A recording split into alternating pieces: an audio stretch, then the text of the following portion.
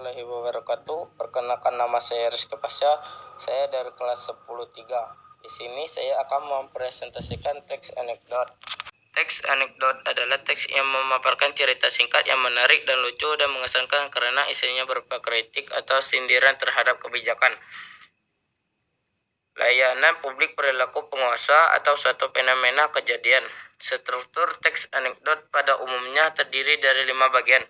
5 bagian itu antara lain abstrak, orientasi, krisis, reaksi, dan koda.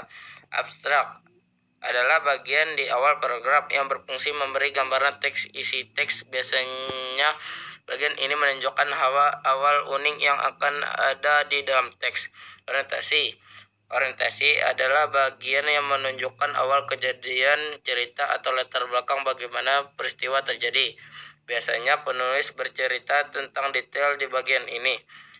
Krisis adalah bagian di mana terjadi hal atau masalah yang unik atau tidak biasa yang terjadi pada si penulis atau orang yang diceritakan.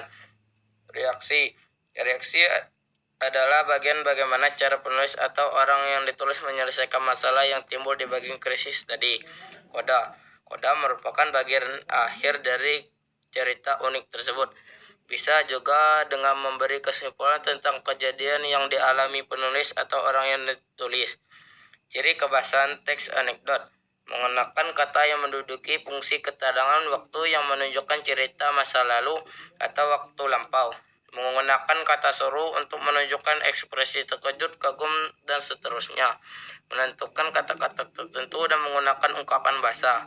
Kata frasa, kalimat yang maknanya dianggap lucu dan menyebabkan orang tersenyum atau tertawa.